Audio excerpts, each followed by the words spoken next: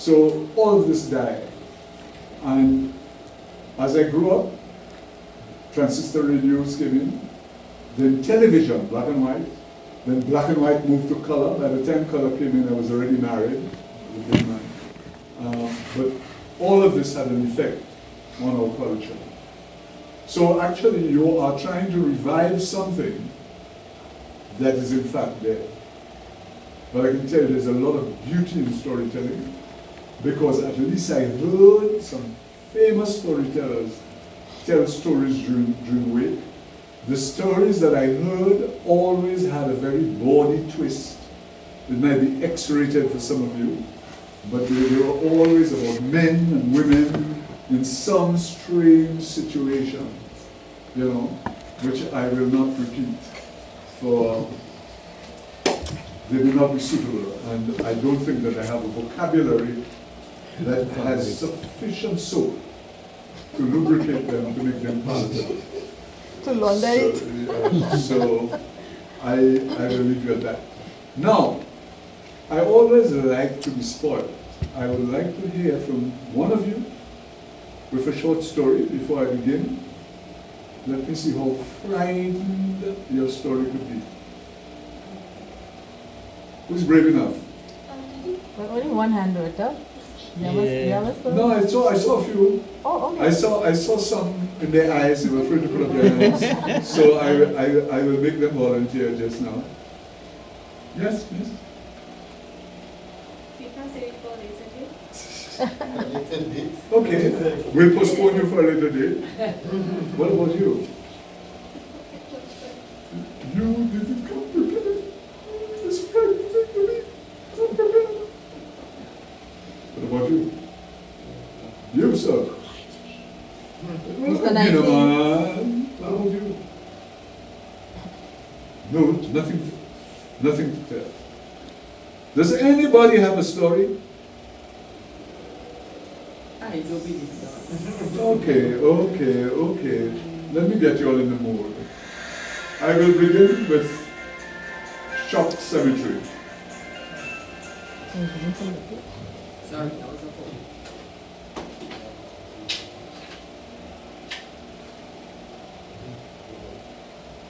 Imagine it. A night like tonight, a full moon, but no street lights.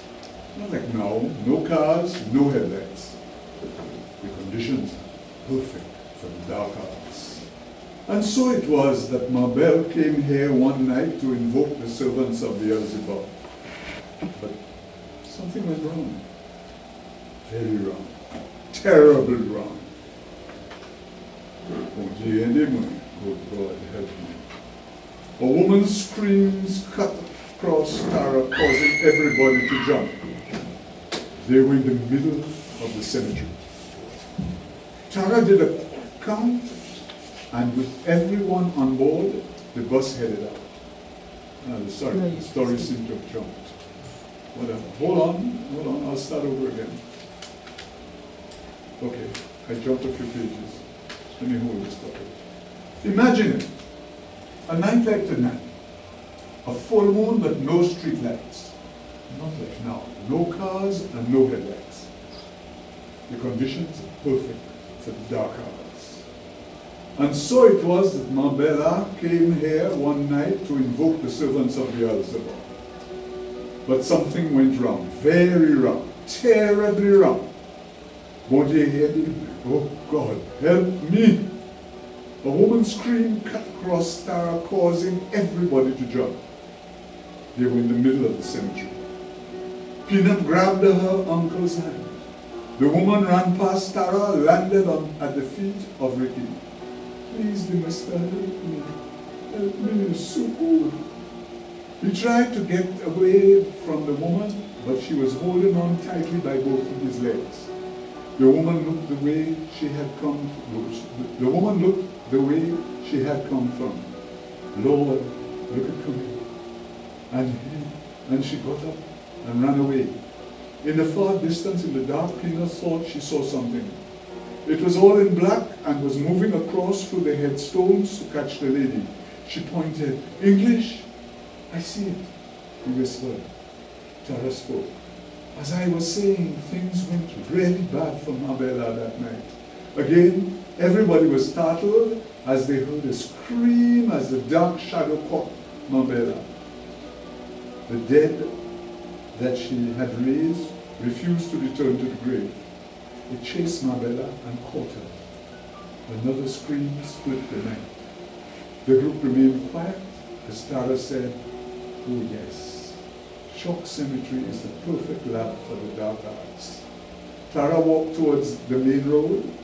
Our next stop is the Calvary.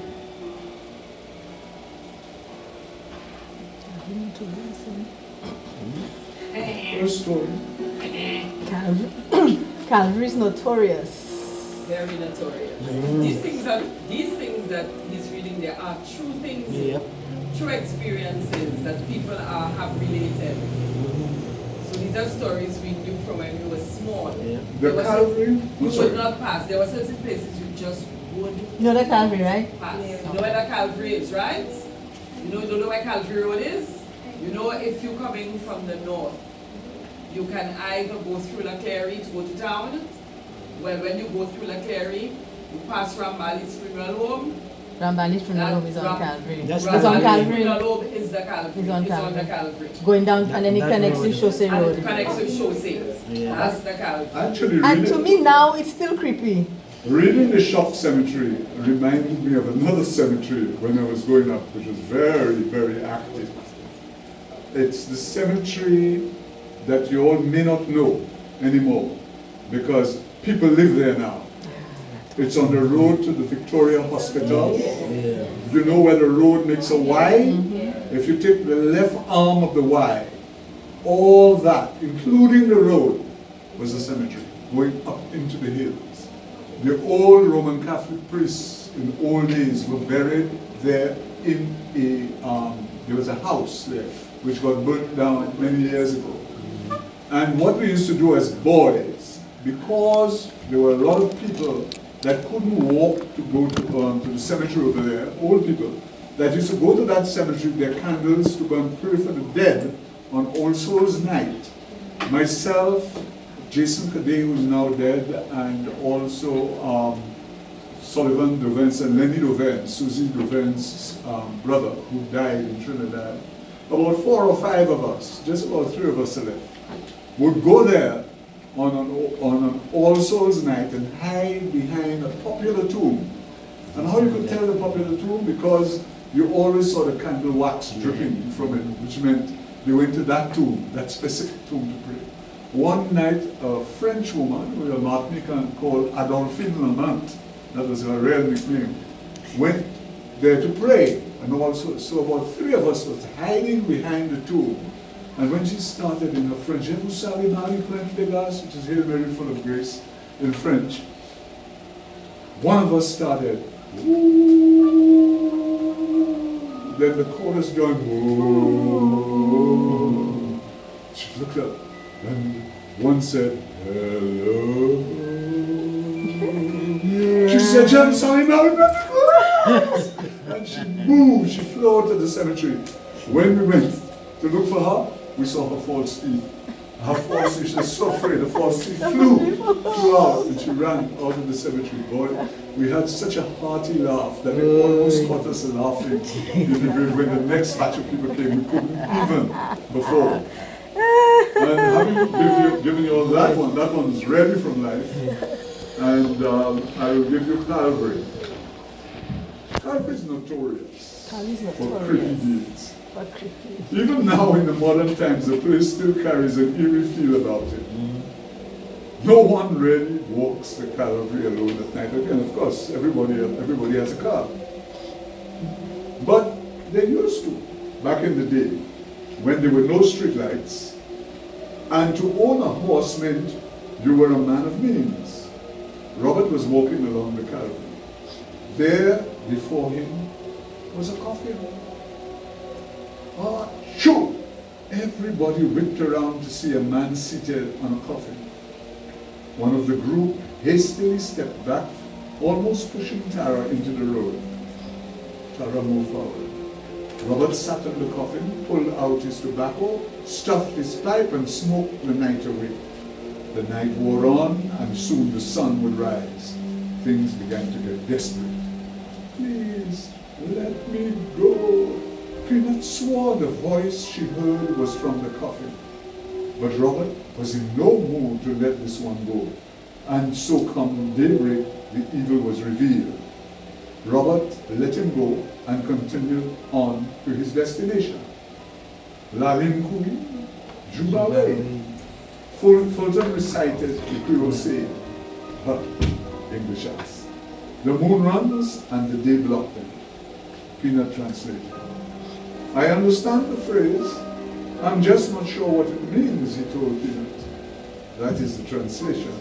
But what it means is that evil only function at night, and as the morning sun approaches, they must crawl back to their homes. But it also can mean that the Son of God is approaching, and they must scatter.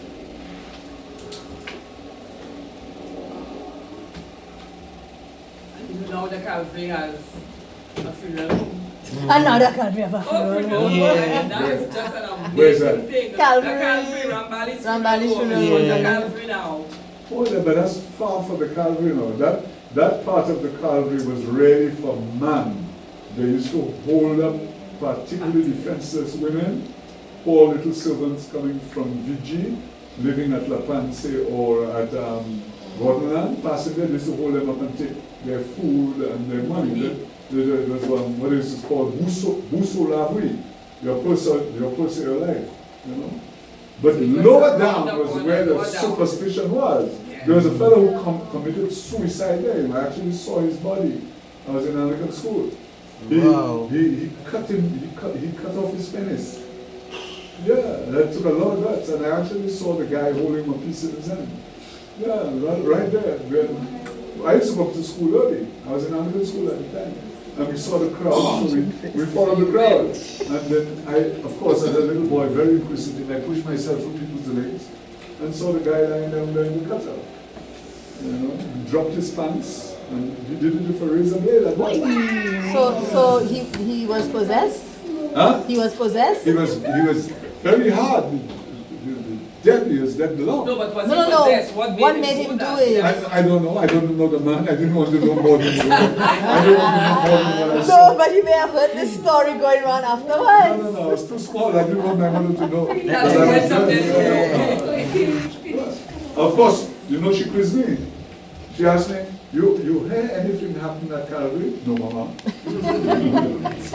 No, I wouldn't get caught in that. Those days I was already in scholarship class. I must have been 9 going in 10. You wouldn't catch me with that in that slap. Have you ever had a cockma experience? Oh yes, many. Oh, yeah. Explain to them what's cockman. You all know what cockma is, right? Yes. Please explain to Lama what cockma is. A cockma is a nightmare, really. That's what it is. But it's not really an out-of-body experience. Oh, it's where you feel as if somebody is... No, actually, if as you get older, you'll experience it in limbs. It has to do with the circulation of blood. Your heart pumps at a certain rate, okay? When you're sleeping, that rate slows down. Now, if you are a person that is hyper, you will find that certain limbs of your body want a lot more blood than they are receiving. And in order to adjust that, what happens? They die, the hand dies like a cramp. Not that you have lost control of it, but it feels dead. So you in your mind, you get a feeling that you have no feeling. Although if you touch it, it will feel numb. Okay? But then you begin to exercise it and it comes back. What happens sometimes is that the mind now takes over and the mind trips. And the whole body goes limp. And normally it happens while you're sleeping. So when you begin to awaken slowly from that sleep, you feel yourself almost suspended between the bed and air. That is a nightmare. Now, there are complications. Sometimes it happens during a dream. And if if that dream is the devil running after you, and you wake up with the nightmare, the devil will continue to run after you even if you're wide awake. You will see him until you get out of that trance. I have a very hyper imagination, and one night I got a nightmare, dreamt I was floating over the cliff at VG, behind St. Mary's College.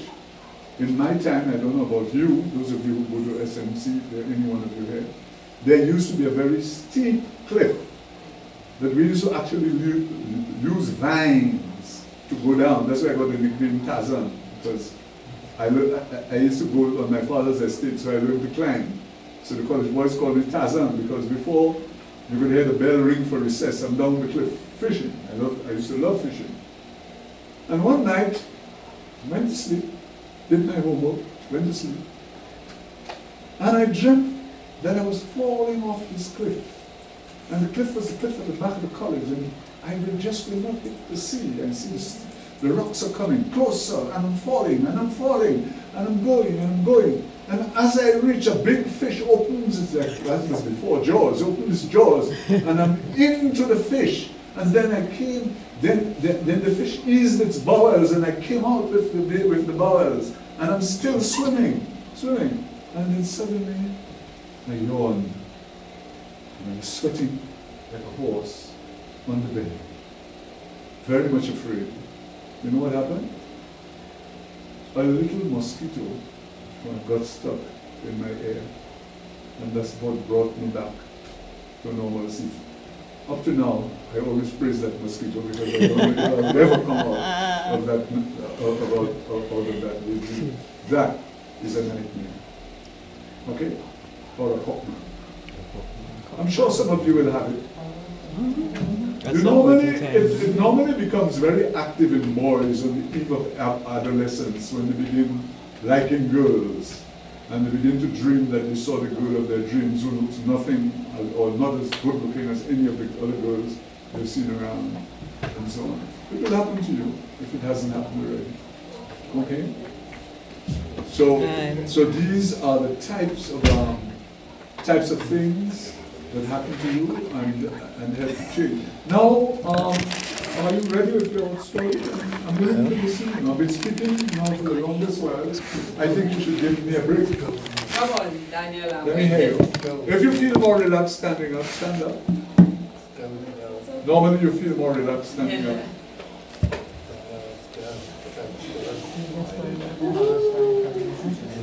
You don't have to. I'm not going to bite you. What are you afraid of? You're playing shy now. Let's go.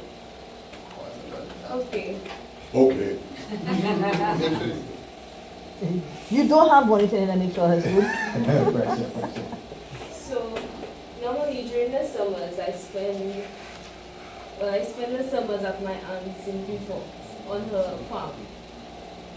So now we normally wake up around 4 in the morning to go feed the pigs and the horses and all the cattle.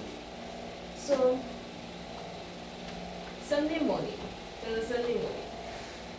I woke up unusually early. It's around 2:30 in the morning, and I felt like something was pulling me.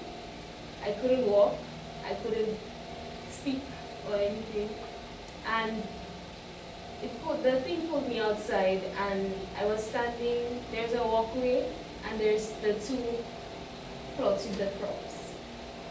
So I was facing the walkway. I was looking down, and then when I looked up, I saw a larger place.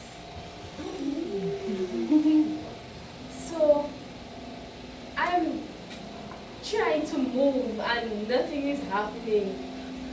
And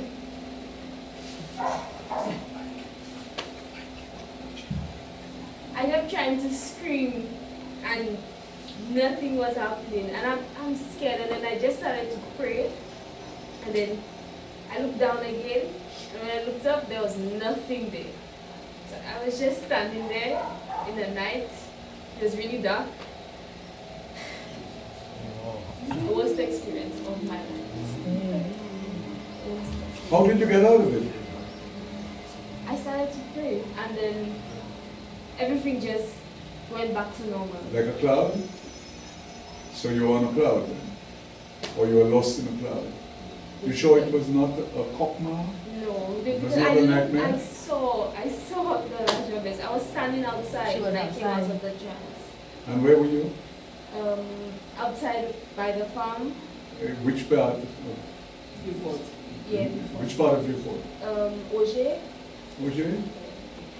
Auger is not known it's not known like I mean- like places like Bans-la-Glace and Greece and these places But where for the family for their land is. for their superstitions. Yeah. Where Greece, the family land is Greece, also. Denaï, those places are famous for Yeah. things. In fact, at a place called Denaï lived one of the greatest obeah men of all time, a fellow called Jolliffe. There's still stories about Jolliffe in the area, although he's been dead long ago. So he was from the heights of Beaufort. In fact, it is said that Father John said the funeral service for Jolliffe. And when the body left the church, he was being buried at Peru. When it reached the cemetery, it started to rain cats and dogs. The hole was filled with water. They bailed the hole. And as soon as the last bit of drop of water came, rain came down again and the hole was filled. And John just changed and he put on his soutane and his alb and he began the prayer of exorcism. And as if he was going to exorcise the devil, the rain stopped, the water levels just vanished out of the grave, and Jolliffe was buried. Wow. Jolliffe had sold his soul to the devil, and the devil came for him. But unfortunately, the devil tried to take him in church. And the devil came up against a powerful servant of God, Father John, who was like St. Paul. If it was any other little priest, he'd have left the church overnight. So Father John dealt with it. I wasn't there. This is what they told me. And they told me that there were some old women that actually who hadn't run over 50 years of their life, that just picked up their skirts and ran. They couldn't take it. So there was also another one who lived at Grace called Port Faith, but I don't know too many stories about him because he gave medicines. So your area is not an area that is very prevalent. I don't know if it was because it was principally settled by Indians and not Africans. There are not many people of African descent in Auger.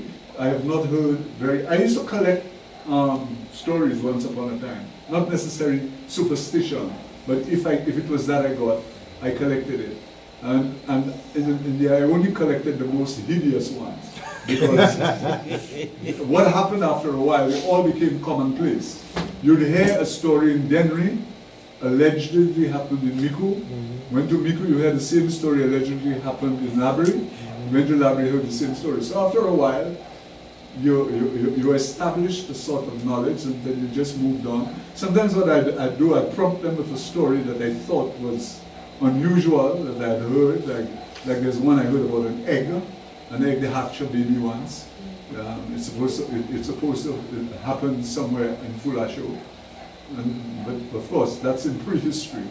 Before there were cars, when people used horses to go around, a lot of things used to happen with horses and mules and donkeys. So in modern times, I believe the Carlites have got rid of these things. But they said Jolliffe had so many children at his own school. At his own school? He had his own school. I wouldn't know that. And that the government took it over afterwards. I don't know about that one. But I am old enough to know Jolliffe because when he died, I was manager of Royal Bank in Beaufort. But I didn't know him to go to his funeral. But of course, I was interested in the stories. You know. I will do for you the courthouse, page 44. St. Lucia is a wonderful place to grow up and call home. But we do have the creepy history. This is the courthouse, Tara stated as the burst pulled up. Constructed after the Castries fire of 1948, it has had its fair share of notorious cases. Tara stood on the steps. The year is 2014 and the venue is Castries Courthouse, where a large frog with its mouth sewn shut was found near the opening door. 2014, Sharon was surprised. Oh, so you all thought that what I have been telling you had been legends and old wives' tales of long ago. No, ma'am. This goes on all the time, Tara chuckled. Frog, Peanut squealed. Yup, a frog. Its mouth was sewn together with black thread and a witness statement was eventually removed from its mouth. Apparently, there was a major case being heard in the court, and so the witness statement with that of the officers in charge and some of other persons' names was stuck in the mouth of the frog in an effort for the case to go unsolved because the officer with the evidence would not be able to speak because of the witchcraft. So, what happened? Peanut demanded. No idea, Tara grinned. No idea, Tara grinned. Oh, that's not fair, English complained. Well, we could ask the lady in white what happened, Tara offered. The lady, what lady in white? Ricky asked. There is a lady in white who would appear here after working hours to claim her pay for having cases dismissed or won as a case may be. Tara focused on Victor, who had snorted his disbelief. This is no joke. Many employees find all kinds of stuff in paper bags placed strategically in the courtroom. Frogs in paper bags, feathers, bones, lists of names, you name it, anything associated with witchcraft, and it can be found in the courthouse. Victoria poked her husband in the ribs. We move on to the royal jail. Have a story, my friend?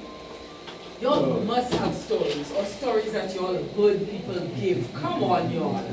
Come on. The next one is the royal jail, but before that, I am still waiting on stories. Okay.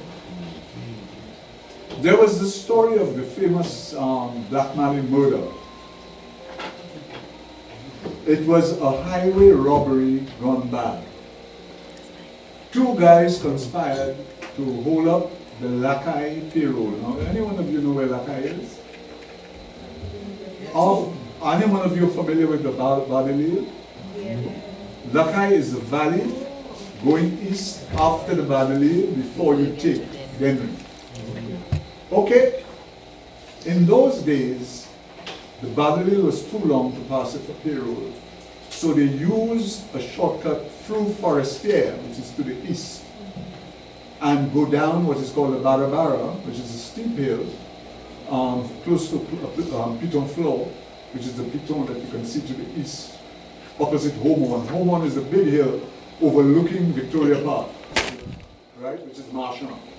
There's a hill behind it, which is like a Piton, a singular Piton, that's Piton Floor. So, down the Barabara, Black Mally and his butler, Pesno, decided they were going to hold up the payroll. So when the payroll came over the hill, they waited until it came down. There was a guy in front carrying 2 bags of coin, because in those days they paid by shillings. When they were seen, Black Mally gave the gun to Kesno and told him to fire. Kesno trembled. Black Mally said, well, you're wasting my time. Boom! He killed, it's a double-barrel shotgun. He killed the guy with the bags of money. The man on the horse bolted, the second bullet caught him in the eye. He bolted with the other 2 bags which he had on horseback, and the man holding the tail of the horse followed him down to Lakai. So part of the payroll reached. However, to put a long story short, the 2 men were tried and eventually hung for murder. But before the sentence of death could have been passed on them, Black Mally, who was a Freemason, had the brothers in the lodge plan a getaway for him. So while the jury was in panel, this is deliberating the case before the verdict came out, there was a motor car outside the courthouse going broop, broop, broop, broop, broop. Those days it was two-stroke engine, so it's like a motor car sounded like a motorbike. So if you can imagine that at all, broop, broop, broop, broop, two strokes, broop, broop, broop, broop. Boy, the sergeant on duty got wind about the motor car and recognized one of the Freemason brothers by the door of the courthouse.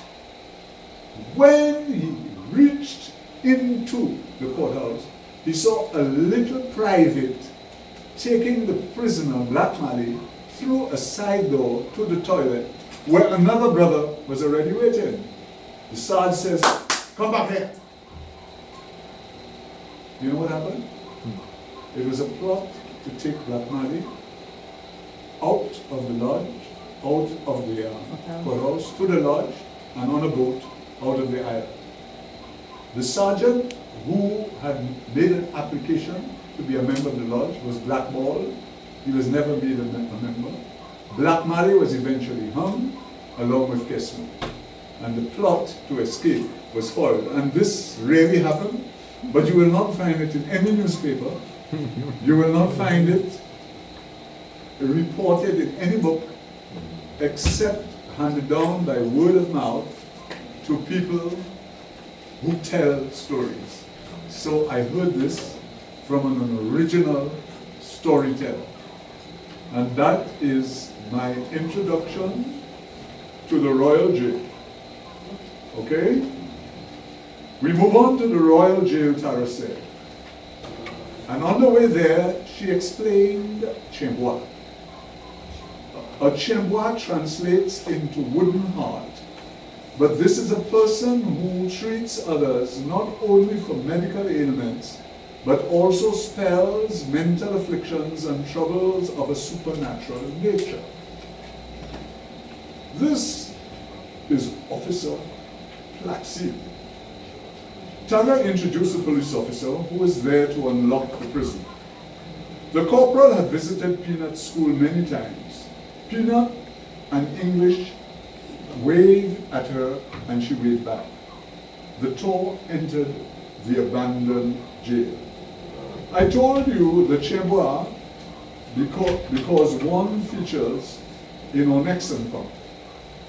On the night of the 29th of December 1841, Aurélien Martelly with his Chembois, a man called Alphonse Bius, entered the house of Louis Elie.